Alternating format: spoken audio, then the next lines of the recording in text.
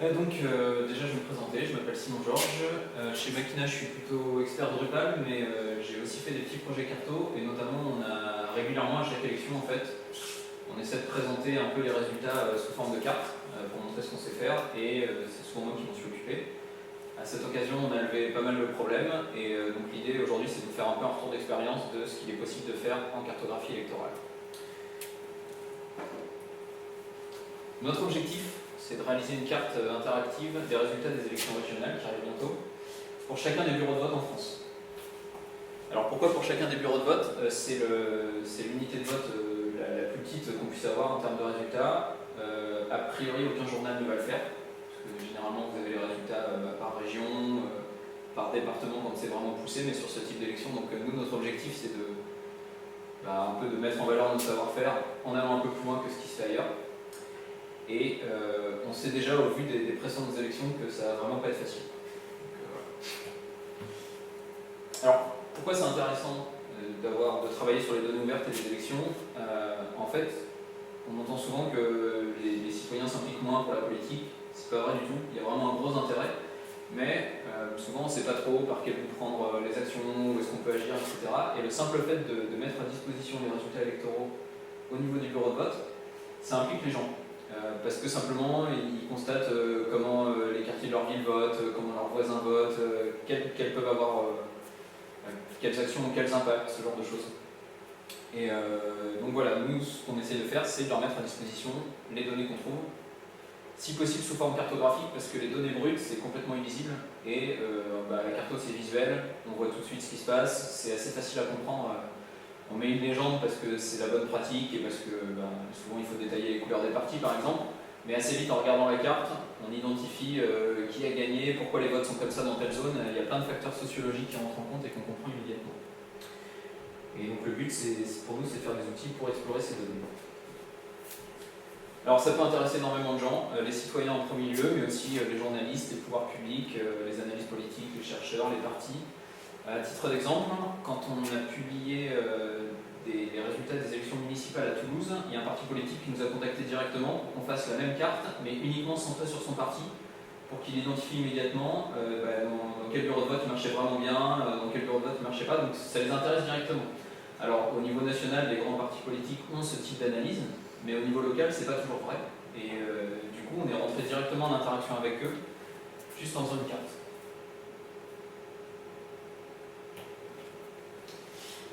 Alors les élections, il y a toute une chaîne d'opérations. Donc avant les élections, il faut s'inscrire. On vous attribue un bureau de vote. Et ce bureau de vote est dans un lieu de vote.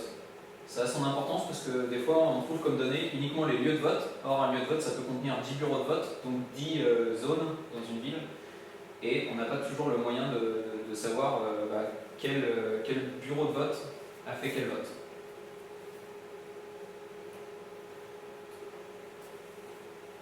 Après le vote, alors c'est là en général l'étape qui nous intéresse, parce que c'est là qu'on va pouvoir récupérer les résultats. Il y a pas mal de choses qui se mettent en place. Donc tous les... je ne sais pas si vous avez déjà participé à un dépouillement, et donc on dépouille les résultats, et les résultats sont... il y a un procès verbal, et ensuite les résultats sont communiqués en mairie, centralisés, remontés à la préfecture. Les préfectures remontent au ministère de l'Intérieur, et là le grand jeu c'est de savoir qui va publier les données. Parce que le ministère de l'Intérieur ne publie pas immédiatement les données en open data, pas toujours. Ils vont essayer de le faire là. C'est la première fois qu'on a eu les résultats par bureau de vote des dernières élections. Le ministère de l'Intérieur vient de les publier. Donc certaines villes les publient le lendemain, certaines villes ne les publient pas du tout.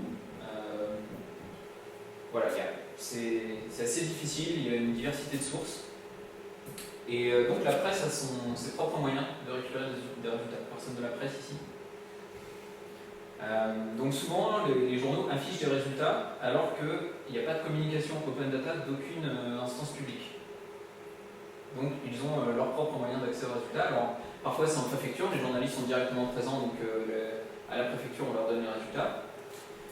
Et au ministère on a aussi un flux d'informations dédié à la presse.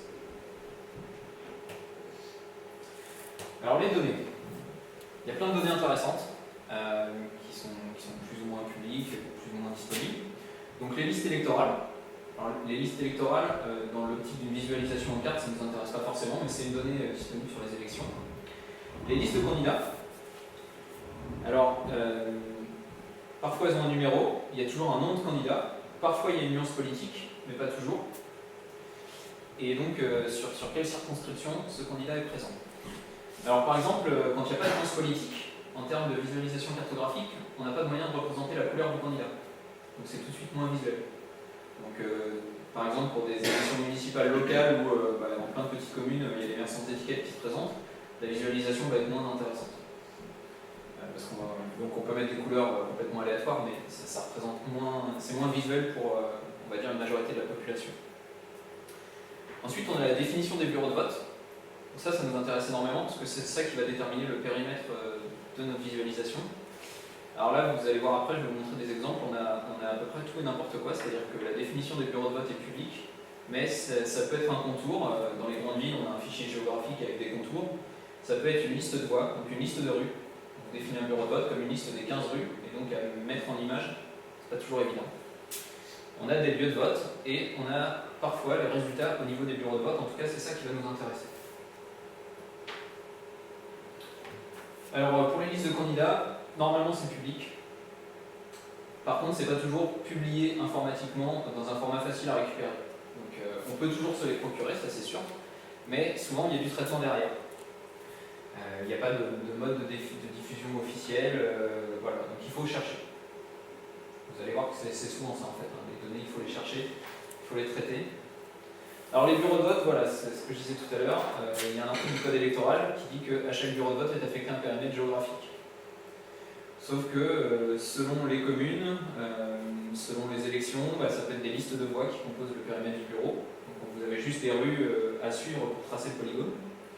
Ça peut être une liste de voies comprise dans le bureau. Là vous avez une liste de rues complète et c'est à vous de tracer un polygone comme vous pouvez. Alors c'est pas toujours évident parce que des fois il n'y a qu'un côté de la rue. Enfin, voilà.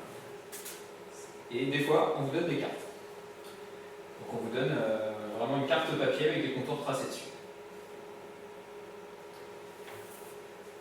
Normalement, les contours des bureaux de vote sont disponibles sur demande auprès des préfectures, mais bon, voilà, ça veut dire qu'il faut contacter toutes les préfectures, ville par ville, donc encore une fois, c'est beaucoup de travail. Il n'y a pas de diffusion standard, donc ça peut être un PDF, un Excel, un CSV, un fichier géographique, il n'y a pas de format standard, et en plus, entre chaque élection, ça change. Pas toujours, mais régulièrement, il y a des changements. Donc, encore une fois, on ne peut pas se baser sur, par exemple, un travail qui aurait été fait précédemment. On est obligé de le refaire à chaque élection. Les résultats, c'est un peu pareil. On peut être présent au dépouillement et récupérer les résultats d'un bureau de vote. Mais, par exemple, on est une société d'une quarantaine de personnes, il y a des milliers de bureaux de vote en France, on ne peut pas récupérer tous les bureaux de vote. Donc, ça supposerait, par exemple, de demander à la population de communiquer les résultats de chaque bureau de vote. On a les résultats pour chaque département à la préfecture, mais c'est pareil, il faut être à la préfecture. Encore une fois, des préfectures, il y en a plus que le nombre d'employés de la société, donc il faudrait être présent partout en France. C'est toujours pas possible. Et ensuite, à l'échelle nationale, le ministère de l'Intérieur a une API destinée à la presse. Et ensuite, il y a une diffusion sur le site du ministère. Mais ce qui est intéressant, c'est évidemment de faire la carte des résultats le lendemain de l'élection. Parce que 3 semaines après, tout le monde a oublié l'élection, et la pertinence du résultat est moins intéressante. À la fois pour les journaux et même pour les gens. On commence à penser à la prochaine élection. Alors il y a quand même quelques initiatives Open Data isolées, tout n'est pas noir, notamment les grandes villes de plus en plus ont une plateforme Open Data et commencent à publier des choses. Donc on va voir les définitions des bureaux de vote au format géographique, les résultats en Open Data, donc notamment Toulouse, Nantes, Rennes, Montpellier, et pas mal de villes qui ont une plateforme Open Data qui publie les résultats. Par contre, des fois c'est le lendemain, souvent c'est une semaine, 2 semaines, 3 semaines après. Le temps de traiter les résultats, de les convertir dans un format diffusable en open data. Et en plus, chaque ville a son propre format. Donc on ne peut pas non plus se baser là-dessus et faire quelque chose de générique. Ensuite, par exemple, si je prends l'exemple de Toulouse, il y a certains cantons qui sont sur plusieurs villes. Toulouse va publier les données de Toulouse, et donc on va récupérer une moitié des bureaux de vote du canton. Donc on ne va pas pouvoir afficher les résultats complets du canton. Ça, c'est... donc là, la carte de Toulouse, vous voyez qu'ici, donc on a ce canton-là, qui est à cheval sur Toulouse et Balma. Donc on a bien les résultats par bureau de vote de Toulouse, on ne les a pas pour Balma. Donc on a une carte incomplète. Ce qu'on constate quand même, c'est que Toulouse publie les résultats par bureau de vote et qu'on a des contours géographiques parfaits. Donc là, c'est directement à partir des fichiers de la ville. Ça, c'est Toulouse. Ensuite, on a Rennes. Et Rennes qui publie uniquement les lieux de vote. Donc on ne sait pas à quel périmètre ça se rattache. Donc on peut faire une visualisation, mais c'est quand même nettement moins parlant que Toulouse. Sur Toulouse, on identifie facilement des quartiers ou des endroits de la ville qui peuvent expliquer certains votes. Sur Rennes, c'est un peu plus compliqué parce que, notamment en centre-ville, où il y a beaucoup de lieux de vote, on n'a aucun moyen de savoir précisément sur quelle rue ça se passe. C'est quand même nettement moins parlant et du coup, ce type de visualisation, souvent, on ne va pas les faire parce qu'on a du mal à exploiter les données en fait. Après, on a Fougères par exemple qui publie la liste des rues composant le bureau de vote. Donc là, on n'a pas un polygone, on peut quand même mettre des couleurs par rue. C'est un petit peu moins joli, mais on a quand même un résultat parlant en termes d'exploitation. Donc voilà, ça c'est 3 exemples. Il y en a plein d'autres, chaque ville fournit des données différentes. Alors ensuite, on a les fichiers de résultats. Donc là, j'ai pris 3 villes qu'on a traitées lors de la dernière élection. Vous voyez que c'est 3 formats différents. Et alors, dans les trucs assez intéressants, là, on a directement les noms des candidats pour Nantes. Donc, aucune appartenance politique. Pour Toulouse, on a des listes A, liste B. Donc là, c'est des numéros. Donc, il faut aller les rattacher ailleurs pour savoir quel candidat est dans quelle liste. Donc là, c'est un travail de croisement de données, on ne peut pas le faire immédiatement. Rennes, pas mal de choses. Notamment, on a les noms des candidats, leur appartenance politique, mais c'est dans le même champ. Donc ça veut dire qu'il va quand même falloir retraiter le fichier pour pouvoir isoler l'appartenance politique et en tirer une visualisation. Donc voilà, ce qu'il faut retenir, c'est que chaque élection a son format de fichier, toujours différent quasiment selon toutes les villes. Il faut systématiquement traiter les données, c'est ce qui va prendre le plus de temps. En fait, la visualisation technique n'est pas très difficile à faire, par contre le traitement des données, selon les cas, soit on a toutes les données dans le fichier et ça va assez vite, soit il faut croiser des fichiers, et là selon la taille des fichiers on a pas mal de choses. Un exemple que j'avais eu sur une élection précédente, à Rouen, on nous avait communiqué les résultats avec un fichier PDF par bureau de vote qui contenait des identifiants de listes, les listes étant dans un autre PDF. Donc là déjà il faut extraire les PDF à la main et ensuite croiser les données avec d'autres fichiers. On a abandonné parce que dans le temps imparti c'était pas faisable. Donc voilà, c'est assez compliqué. Les données sont toutes différentes. Il y a quelques bons élèves, notamment Toulouse qui fournit un découpage. Donc le format GeoJSON, c'est celui qu'on utilise le plus dans nos cartes. Donc là, on avait un bon découpage et les résultats en CSV dès le lundi matin. Donc même si on devait faire un croisement de fichiers, dans la journée, on a pu produire une carte des résultats. Nantes, on a aussi un découpage des cantons, du coup un découpage des bureaux de vote, pardon. Donc on a pu le faire aussi assez vite. Par contre, les résultats étaient par canton. Donc il a fallu agréger les fichiers, découper, on n'avait pas forcément les résultats par bureau de vote. Donc on a fini par le faire, mais ça a pris plus de temps. Rennes, au début, comme j'ai montré, on n'avait que les points. Finalement, ils nous ont contactés après pour dire que c'était un oubli, qu'ils avaient aussi le découpage en polygone, mais qu'ils avaient juste oublié de le mettre sur la plateforme. Donc en fait, ils avaient la donnée, ça s'était perdu quelque part. Donc maintenant, il y a les polygones. Et on a eu les résultats en CSV, par contre, ils ne les ont pas mis immédiatement. Montpellier, pareil, on avait un découpage, mais on a eu les CSV beaucoup plus tard. Donc c'était pas possible de faire une carte en fait, le lendemain des élections, tout simplement. C'était ce qui nous intéressait à la base. Après, on a des grandes villes comme Marseille ou Lille qui n'ont pas de plateforme open data. Et donc, parfois des résultats publiés sur data.gouv.fr, qui est la plateforme nationale. Parfois, pas du tout de publication des résultats. Donc, nous, on a de la chance parce qu'on est présent sur Toulouse et Nantes, qui sont plutôt des bons élèves au niveau open data. Donc, c'est assez agréable, mais voilà, il y a plein de villes en France qu'on ne peut pas couvrir. Alors après, à l'heure des charges, c'était pas une élection municipale. Donc si on remonte aux élections municipales, la plupart des villes ont publié les résultats. Mais là, comme c'était une élection départementale, les villes n'ont pas forcément publié les résultats correspondant au bureau de vote de leur ville. Parce que ça avait moins de sens en termes d'implication de la métropole. Donc en conclusion, pour la partie donnée, on a les informations de manière incomplète, elles sont publiées tardivement, elles sont parfois difficiles d'accès, il y a des formats à travailler, des données à croiser.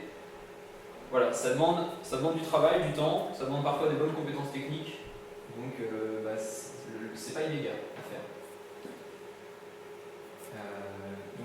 L'idée c'était de... L'open data commence à prendre en France, donc on espère que ça évolue, mais donc là on approche des élections et on n'a toujours rien au niveau du découpage des listes, on n'a rien d'automatisé, on n'a pas d'API qu'on puisse consulter, on ne peut pas faire une visualisation automatique. Donc il va forcément y avoir du travail derrière, on va essayer de le faire, mais on aura probablement besoin d'aide sur certaines choses.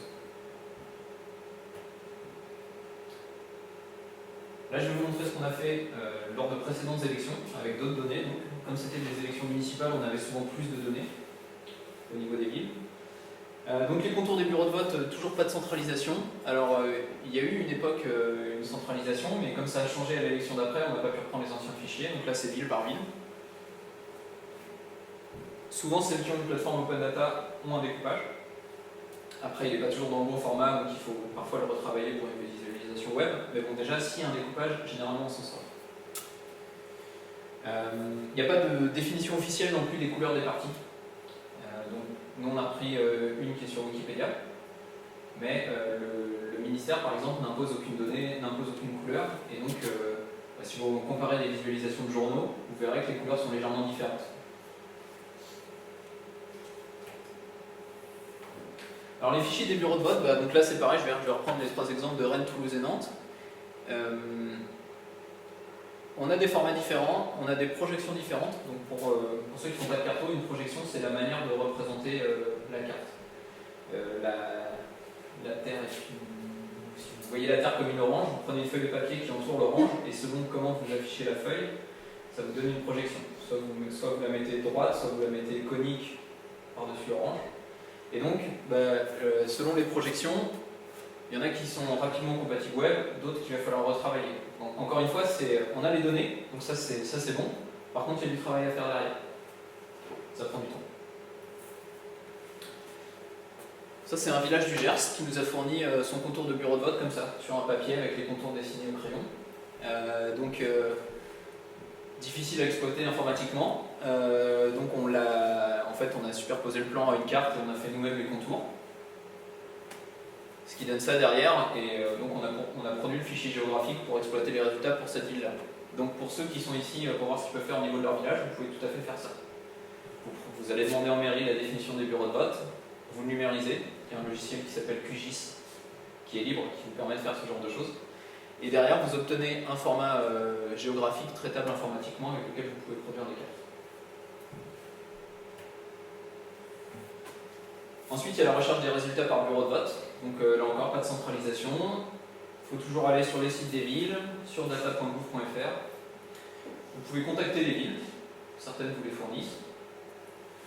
Vous pouvez contacter des journaux qui les ont, qui peuvent vous les fournir. Donc voilà, il y a plein de façons, mais il faut chercher. Au final, on obtient quelque chose de ce type. Donc ça, c'est le résultat des élections départementales de l'an dernier, si je me souviens bien. Donc ce qui nous intéresse, c'est d'avoir la nuance politique isolée, les noms des candidats. Donc là, c'était... ça devait être le premier tour, donc on avait juste les binômes. Et donc on a le nombre de voix, le taux par rapport au nombre d'inscrits, etc. Donc on peut faire une visualisation avec toutes les données. Si vous vous souvenez des fichiers que je vous ai présentés tout à l'heure avec les sources, on n'a pas toujours toutes ces données-là. Donc voilà, c'est du croisement. Du coup, ce qu'on a fait, nous on est plutôt des techniques. Et donc on a créé une bibliothèque JavaScript qui s'appelle election.js, dans lequel en fait on alimente le fichier de données, le fichier de découpage, et ça génère automatiquement la carte avec le tri des scores sur le côté et le nombre de votes blancs, etc. Donc l'idée c'était pour nous d'arriver le plus vite possible à une visualisation. Donc en fait, avec cette bibliothèque-là, la seule chose qu'on a à faire, entre guillemets, c'est le traitement des données, le traitement des fichiers de résultats pour arriver dans un format que election.js va comprendre, mais on n'a plus rien à faire sur le tracé de la carte. Ça se fait automatiquement, ça se centre tout seul sur le polygone des bureaux de vote, voilà, tout ça c'est fait, la mise en page de la carte est faite, les liens sont placés, tout ce qui est technique est fait, par contre il faut fournir des données.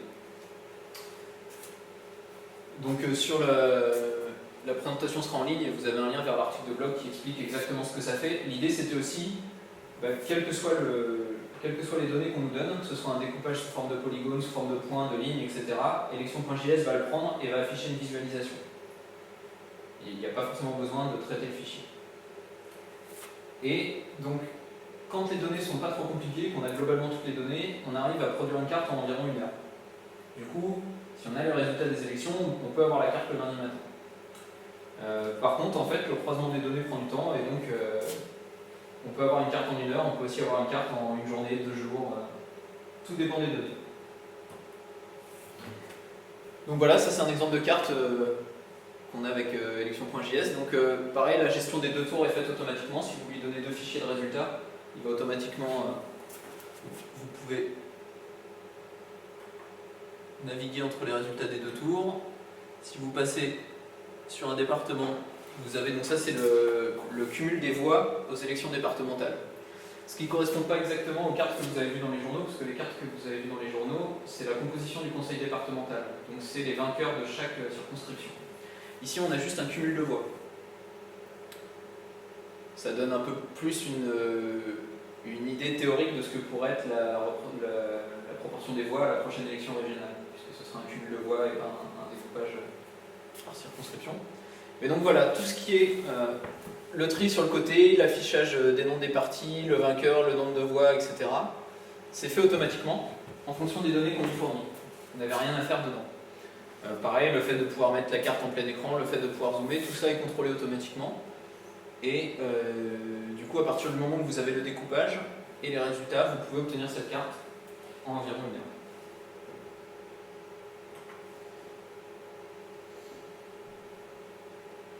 Nous, on est relativement fiers du résultat en termes de dynamisme, de couleurs, des choses comme ça. Alors, il y a pas mal de choses à travailler. Par exemple, le fond de carte est légèrement travaillé pour être un peu plus un peu moins contrasté par rapport au reste de la carte pour mettre en valeur les résultats, etc. C'est pareil, ce genre de choses est fait automatiquement en fait. On a travaillé une fois pour tout le format. Alors effectivement, c'est un format qu'on a choisi nous, mais les couleurs sont celles de Wikipédia, les couleurs des parties. Voilà, c'est légendé, c'est dynamique. Alors sur celle-là, c'est pas le cas, mais si on prend la carte des régions, en cliquant, ça zoome sur la carte des départements. Donc voilà, il y a pas mal de... Tout ce qui est technique est vraiment fait en fait, et donc l'idée c'est vraiment de présenter les résultats. Alors après, on peut comparer avec ce qui se fait ailleurs. Donc ça c'est Le Temps, un journal suisse, qui a publié une carte sur les dernières élections en Suisse. Alors la différence, c'est que le journal Le Temps, ils ont une équipe de data visualisation. Voilà. Je ne sais pas combien de temps ils ont mis, mais ils ont un résultat aussi qui est vraiment très réussi. Donc ce qu'on aimerait, c'est le but ultime, c'est de fournir cette carte-là aux journaux en fait, pour leur permettre d'avoir une visualisation le lendemain des élections complète. On y travaille, on a des contacts avec les journaux.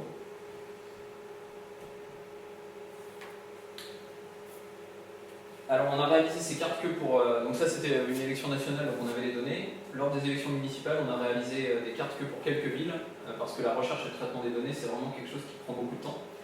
Donc comme on n'était pas payé pour le faire, on a essayé de ne pas faire des choses qui nous prenaient des jours et des jours. Donc toutes les villes qui avaient des plateformes open data et qui ont fourni les résultats le lendemain des élections, on a essayé de les traiter. Donc, on a fourni à l'époque des municipales, on a dû faire Marseille, Grenoble, Nantes, Rennes, Toulouse, Caen. On n'a pas fait Paris, notamment parce que Paris, les résultats sont par arrondissement, donc ça demandait une couche de travail supplémentaire. Mais voilà, les grandes villes qui ont des plateformes open data, globalement ça se passe bien, Nantes ça se passe très bien, Toulouse ça se passe très bien aussi. Voilà, le principal problème c'est la disponibilité des données. Alors on essaie de lancer des initiatives pour faire bouger la situation. Il existe un programme qui s'appelle Cartelec. Donc leur but c'est de construire les contours des bureaux de vote pour l'ensemble de la France, mais déjà pour les grandes villes. Donc le problème c'est que pour certaines villes, ça n'a pas été mis à jour depuis un bon moment et ça n'utilise pas les dernières techniques au niveau des fichiers de visualisation, ceux qu'on utilise dans les cartes modernes. Mais c'était, il y a quelques années, c'était la seule initiative qu'on avait pour récupérer des contours de bureaux de vote. Maintenant que les villes ont des plateformes open data, ça change un petit peu. Mais bon, actuellement, c'est un peu la seule source. Regard citoyen, je ne sais pas si vous connaissez, donc à essayer de faire quelque chose. Ils essaient notamment de faire collaborer les gens pour envoyer pas mal de données.